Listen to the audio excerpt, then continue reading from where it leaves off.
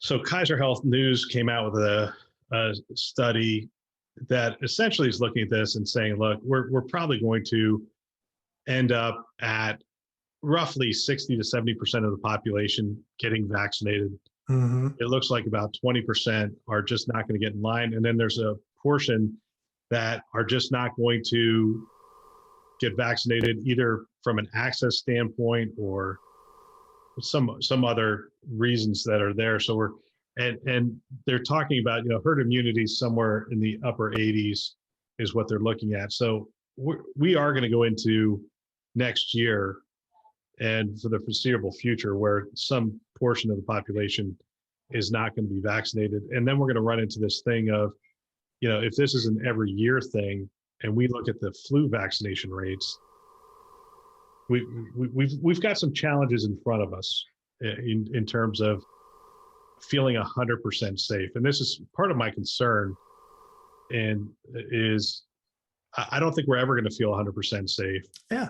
How are we going to get back to, how are we going to get back to functioning?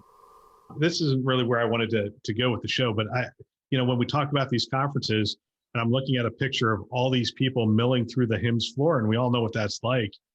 Yeah, you're not going to feel safe. There's no way you're going to feel safe in that environment. So they're going to have to redo the showroom floor differently. They can't possibly have, 40, 50, 60,000 people in that room. So, what does it look like? They've got to really rethink. And I don't think one of the things this article talks about is they haven't published what their safety protocols are going to be. And I think that's going to be a limiting factor. HIMSS could be in trouble if they don't get ahead of this safety aspect, just from the conversation you and I just had. Yeah. No, I mean, I think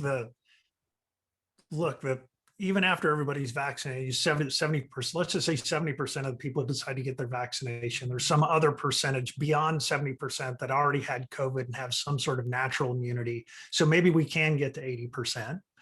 But when it comes to conferences like this, the new normal, to overuse a term, might be that we're still going to, wear masks in situations where we can't social distance. And, we're going to spend a lot more time thinking about washing our hands and what we touch and what we don't touch, and shaking hands or bumping elbows instead of shaking hands, all the kinds of things that we've learned to do in the last year that probably are pretty good for public health in general anyway.